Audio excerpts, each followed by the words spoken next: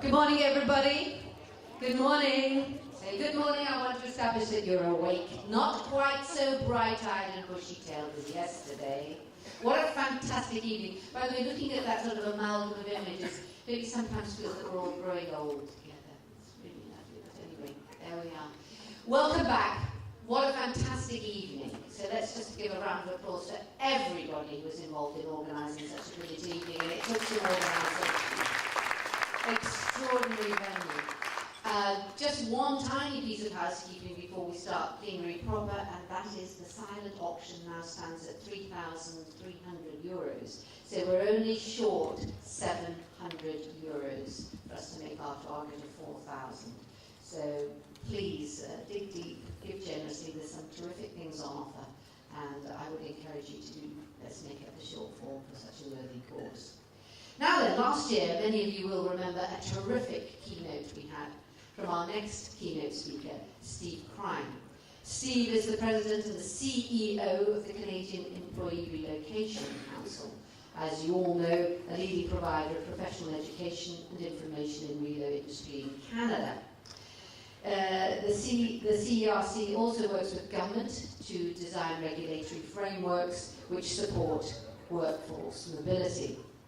Steve has extensive experience in association management and government relations. He's worked extensively in the public and the private sectors. Now, in 2012, the Canadian Employee Relocation Council commissioned some groundbreaking global research on employee attitudes to international assignments. Very interesting stuff. Steve is here to deliver the results of that research. A very warm welcome, please, all the way from Canada, to Steve.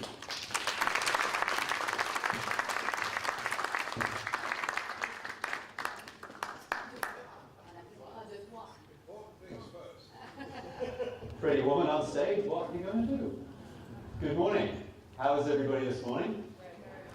Thank you. Thank you for being here. One of my biggest fears in speaking is not necessarily delivering materials, because you kind of hopefully you get into the process, the route.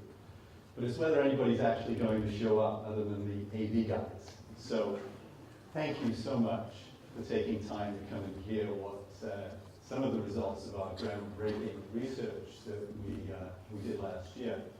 I'd like to thank EuRA once again for this opportunity to attend your conference and to renew many of the friendships and relationships that have been forged over a good number of years. I know many of you come to North America. Some of you have had the opportunity to come to our conference in Canada, and I thoroughly enjoy this opportunity to come and speak with you and learn more about what you do in Europe and perhaps exchange ideas and information.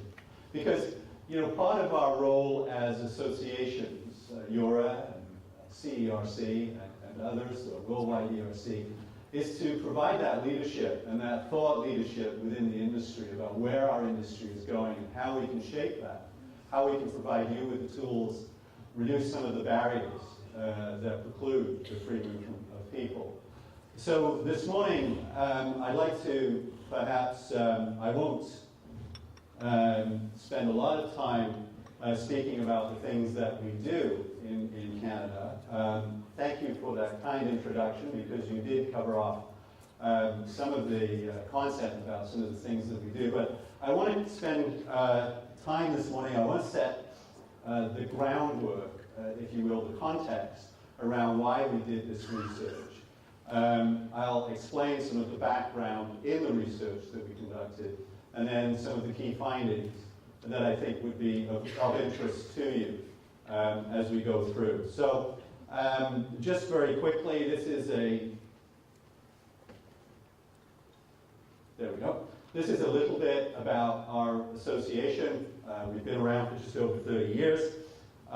We have many things that are very complementary between our two associations, particularly in the area of research and in education. And I think that as I've listened over the last couple of days, I heard your annual reports yesterday, I see the tremendous progress that you've made, strides, huge strides have been made in your education programs, and I think that there's some really very fruitful opportunities that exist between our two organizations in order to find areas of collaboration between us.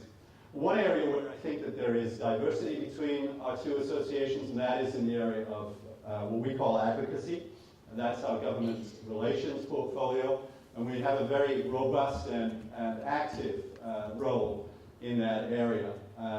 And that really drives some of our interest in how we conduct research and the importance of research, both in the Canadian context, but also why it matters to industry and many of our firms who have global activities. So the things that, in terms of the global context, the drivers of change, the factors that are influencing our industry and where our industry are going, I think there are three key changes unfolding in our world that are really driving the trends that we're observing, and they will continue to drive those trends for probably the next 20 to 30 years. Many of us in this room will probably be retired by that time, but nevertheless, the changes that are coming forward now really dictate the kinds of policies that governments will be making and the way in which companies will adapt to those new policies and those new requirements.